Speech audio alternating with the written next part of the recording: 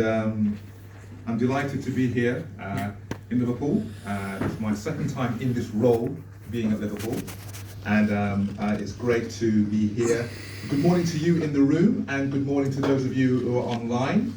You are very much a part of the meeting today, and I do welcome your time to engage in this important moment. I want to give an extended welcome from myself and the team of the Office of the Windrush Commissioner. What's going to be important, as Tanika rightly says, is this is a space for real conversations, honest conversations, a safe space to do that. I brought the majority of my team here. We do have some, what we call in my team, lived experience workers, who specifically their role is to connect with people, engage with them, support them, help them, listen to them. And I'm going to ask all my lived experience workers just to stand so you can identify them. I think I do have one more. I can't see Simone, who might be around, but we have 3 people. If you target them and you want to share something, they feel perhaps you can't speak to the Commissioner, please do engage with our lived experience workers. Thank you. I do want to thank Liverpool Advocates for Windrush and all the partner organisations who have worked with my office to make today happen. I want to say personally to Tanika, thank you very much for your hard work, tenacity over the years. With all due respect, if it's not because of people like yourself, the journey would look a lot different than it does today. So I want to personally thank you for your, over the years I've known you, your compassion and determination and your recognition of the cultural legal support. And on behalf of the Windrush office, I want to thank you.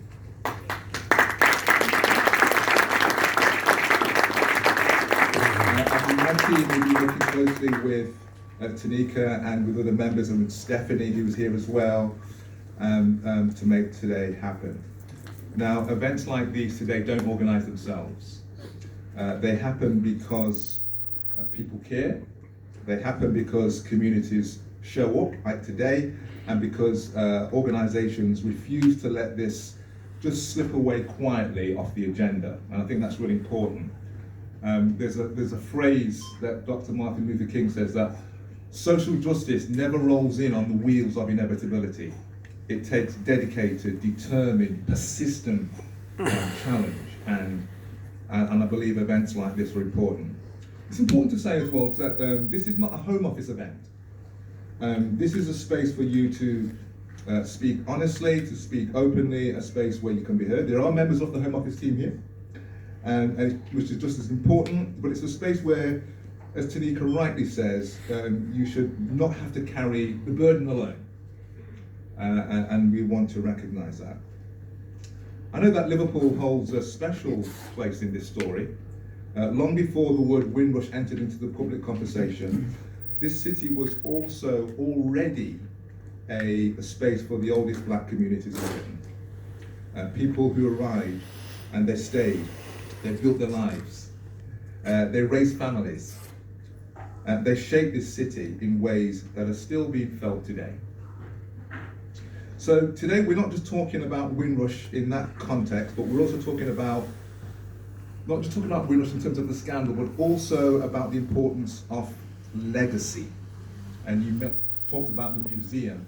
You have a fantastic, iconic slave museum here as well. And I think that's talking about a story and a history and of what went wrong and what we need to be doing to change that. And so I think part of my role is also bringing that space alive for the legacy.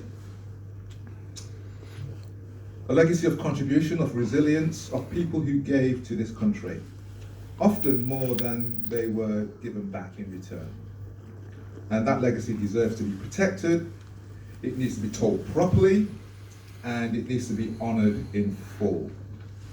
So, for those of you who don't know me, my name is Clive and I'm the first UK independent Windrush Commissioner. I'm going to stress the word independent. It's really important.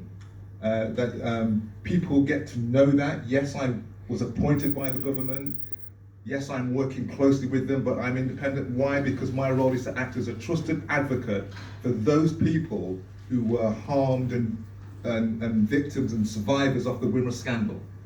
Work with those people, be their trusted advocate, work with those communities, work with those organisations from Windrush, and to take their voices back into the Home Office, back to ministers, and to drive change. Now, my background is, my parents are from Jamaica. I am second generation Windrush. Both my parents came over in the late 50s, 60s. I was always said born in Nottingham, born in Birmingham even, but made in Nottingham. Yeah, I'm always getting that Nottingham out there first. But I was born in Birmingham, but made in Nottingham. I am one of 4 brothers and 1 sister. 1 sister who never came to the UK. Part of the story of Windrush, barrel child. Stayed with my auntie. And it wasn't until I was an adult that I realised how painful that must have been for my mum and dad. That their only daughter, for whatever reason, decided that she didn't want to come to the UK. She made a great life for herself, but it's also a part of that story and the legacy of Windrush as well, that is a true part of the story. So my background, shaped by faith, community, and a strong sense of what is right and wrong. My parents, as we know, that first pioneering generation, not shy in telling you to respect people, have manners, and if something is not right, not to look away. So my path to this role of justice for the Windrush didn't start in government. It started in my own church in Nottingham. Back in 2018, I remember asking people if you were concerned about getting your status sorted out, or you're hearing stories of people being detained or deported, come forward at the end of the service and talk to ministers. And I was astounded that we had quietly a queue forming. People were saying, Clive, Pastor Clive, I'm really concerned about my granddad. He hasn't got his papers sorted out. Clive, we're really concerned about our uncle. We've been telling him to get his paperwork sorted out.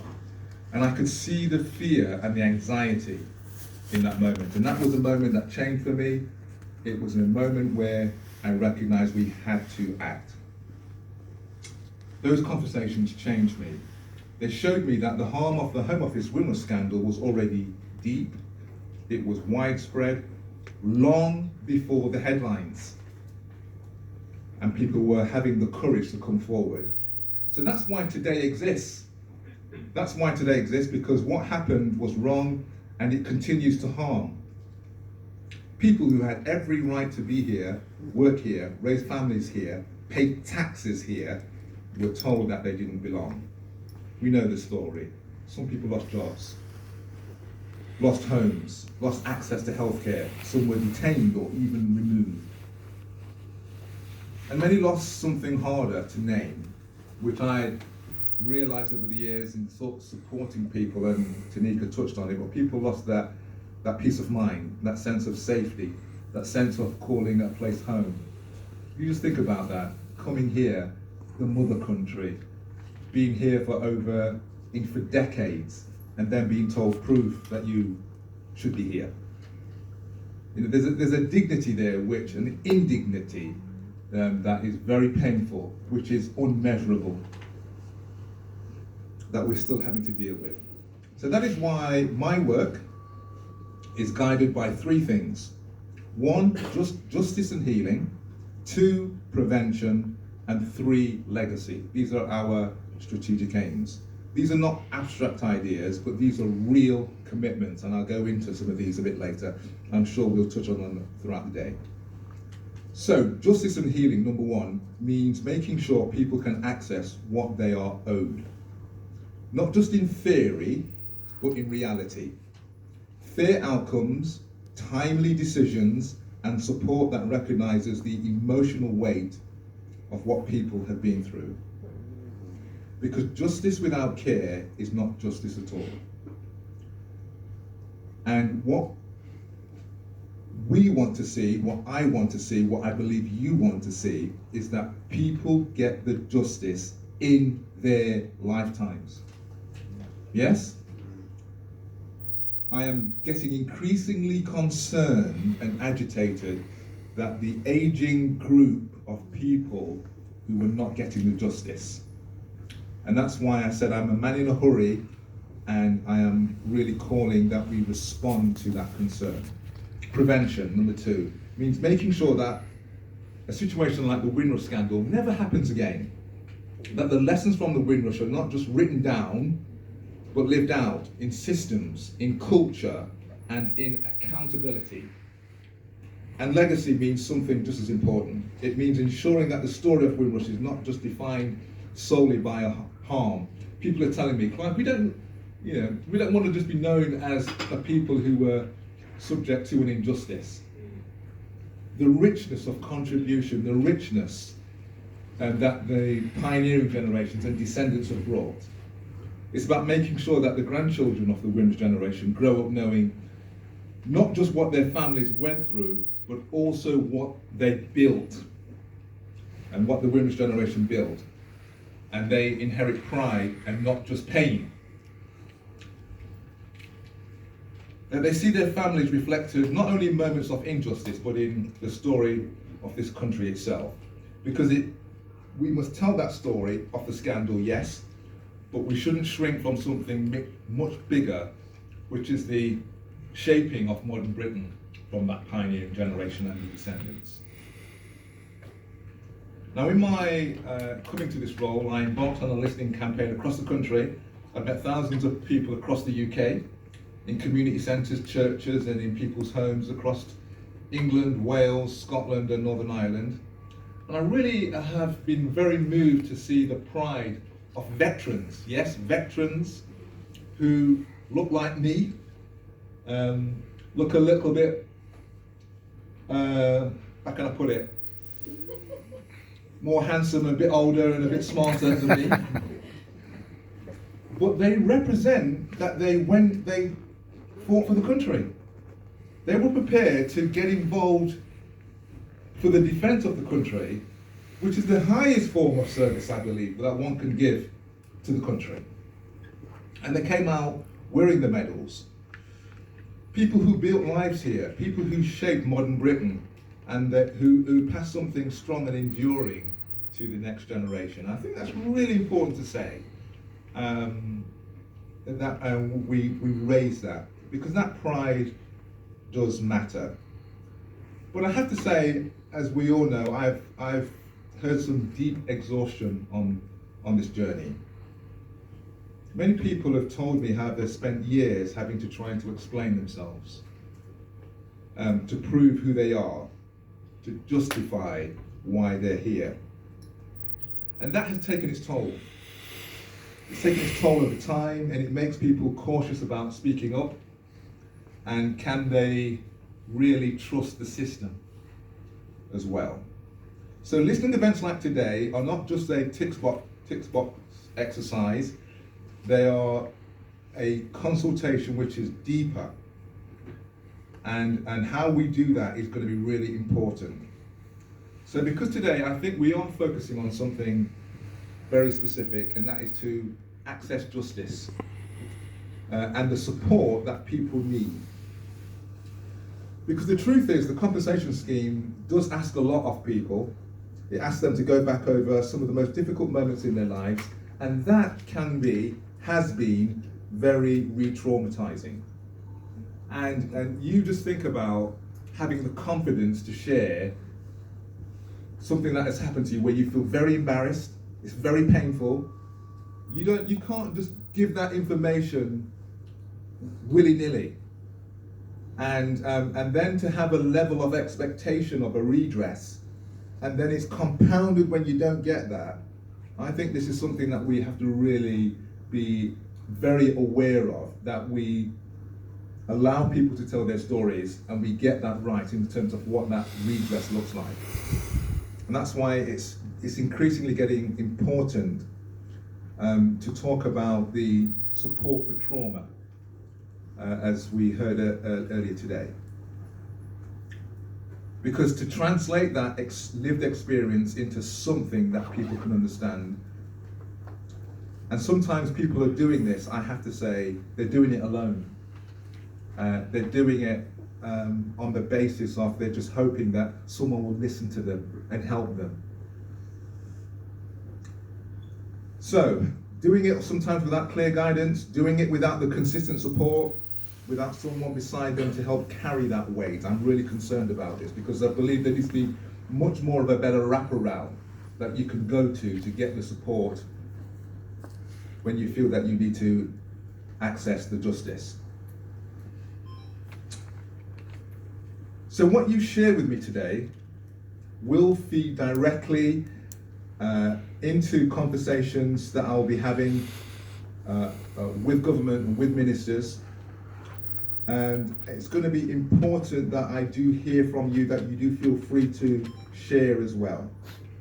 Today it's about moving from legacy to repair, from listening to action, as Tanika rightly says. At the end of our formal session, I believe there's going to be some comments board, commitment boards, things that we can collectively do today. And I do like that because that is a call to say, okay then, we always, as you rightly said, we get a lot of talk, but we want some action. And action requires accountability in a time frame, what we're going to commit to today, 30 days, 60 days, and I welcome that level of accountability because in my role as a commissioner, I am actually accountable to the people, not to the government. You know, how are you, Clive, what are you saying for us? And I'm going to be saying this without fear or favour. And I've done some things, made some recommendations, and the government have taken them. Made some recommendations and they haven't said them. And when that happens, I publish that on the website. And I say to everybody, this is what the government has said yes to, this is what they've said no to, and this is where we're going to need to do some more work on. And I'm going to be very transparent. So I welcome that level of support. Now, legal support, advocacy, and trauma-informed support are not all separate issues. They're all part, I believe, of the same answer. Because what many people need is not just support for compensation, but it's also that emotional support going forward. Someone who understands the system, but also understands the person in front of them. And I want to say this as a little bit of a departure. It was very important that when I built the team, my team as the Windrush Commissioner, that I had people in my team who could understand government and understand policy. Because if I'm sitting in that role to challenge government about policy, to change policy, I don't want to go in, I don't have a policy background. It's important that I go into that I have people who can advise me, can tell me and anticipate and shape how we can change policy. That's why the Wendy Williams report, 30 recommendations, talks about how to go about changing policies and processes. And in setting up my role, I have a mix of people in my team who have Home Office, government expertise in policy and how the system works, and also people who are outside of government who can speak to communities and engage. And I think that blend is very important for me to have access to. Something that my team has also created as an office, we've created couple of boards, an assurance board where we meet with the leadership of the compensation and the Windrush teams, and we go through and we check how is this right or wrong working for those who are affected. And I have also recently created and met with an advisory board that I've set up. These are people in their own expertise, from whether that's in legal, whether that's in campaigning, and I have a small group of people that can act as advisors. It's important for me to listen, because I want to say this redress, and I believe this is why we're here in the room, why we're watching online. To change this, it's not going to be done by one person. It's not even going to be done by one organisation. It's going to require the collective will of everybody to be in part. There's going to be give and take. But if we have that same common purpose, that same common drive for justice, I believe we can make change, we can make a difference. And so that's what the justice in practice is going to need to look like. And that's why I believe we're here today. That's why I'm here today, because I don't want to assume what support should look like. One of the things that we've learned in this journey is that even when the systems was set up for the redress in terms of the compensation and the status scheme, you know what? It wasn't perfect. It wasn't complete. It required people like Tanika. It required people like Garrick. It required people like Anthony Brown to challenge and to test and to shape. And we are still in that process going forward today. And that's why hearing from you is really important. I want to hear from you what would have helped you. Those of you who've already gone through the system and come out of it, you probably haven't gotten what you want. Please still talk to me. Tell me why you think it didn't work for you at that time.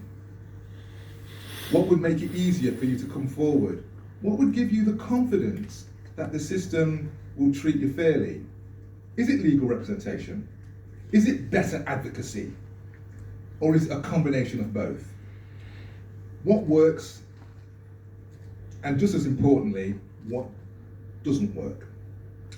So, everything we share today feeds into action. Through the work we are doing to improve the compensation scheme, through our focus on reducing a high level of nil awards and understanding why they're happening. Some 6 out of 10 compensations are ending in a 0 award. We need to understand why that's happening. We need to get to the bottom of that, and I am calling for an independent review on that in my team. We need to have that focus on reducing these nil awards and how we're going to influence government on the long-term change and safeguards. I don't have to tell you about the current, as it were, narrative around immigration in this country. And Windrush is a part of that story, and we need to be ensuring that what we have now, we're not losing, we're not going to lose in terms of safeguards going forward. And how do we move from listening to prevention, from individual stories to systemic change? Now, in closing, I just want to say a few things. Progress has been made since I've been in office, as some of the recommendations that I've made, and they have come in no small part because we've listened to people, we've gone out and listened to people, and people who have had the courage to speak up. So we've secured that older and vulnerable claimants are now prioritised. Advance payments are available while cases are under review, and pension losses are now recognised, acknowledging harm that had been previously been overlooked. These changes matter. These changes can result in terms of monetary into millions of pounds going back into people's pockets, rightly so, and restoring some level of dignity. Pleased that the government has recognised these changes, but you know, and I know, it is still not enough. It is the first step of this continuing need for change. Pleased to say as well that my remit also now includes the Windrush status scheme, because you cannot have justice on compensation alone if people are not secure in their status. So it's really important that I had secured that. These are not small things, and it's important that people now get this recognition of the harm that they should be redressing. So my focus is very clear. It really is going to be on improving the compensation scheme so that it's faster, fairer, clear outcomes. Something I'm very concerned about is this high nil awards. I want to make sure that people who are engaged are fully aware of what they're engaging in, fully aware if they can move from eligibility to being entitled, because I do believe that once you engage, you should be going down a path where you are clear that yes, you're going to get there, or no, you're not. And we have to work on getting that better. I'm very concerned that too many people are going into this and then it's not for them, or they're going into this, they're not supported, or they're going into it and they should get an outcome and they're not getting an outcome first time, they have to go for a review tier 1 or tier 2. So that compensation scheme making sure that it's faster and fairer. Also, we need to strengthen the support for claimants, making it consistent and accessible and resourced. Status, I say, is critical. Everyone who's entitled to status gets it. And there are people who should be getting their status in the UK and also overseas, and the scheme should set itself up to ensure that that happens. And we want to continue to ensure that the lessons of Windrush are never happen again. And we're currently in our office engaging with government on all of the areas as well, which could potentially lead to another Windrush scandal. So, in closing, I want to say, keep talking to me. Tell me what's working, what isn't. Tell me where the systems are letting you down. Talk to me about your concerns around trauma, where you need better help. I'm here to listen, to strengthen communities, and I want to thank you for your honesty, your courage, and your willingness to keep engaging. I'm here to listen, and I'm here to act on what I hear. Thank you.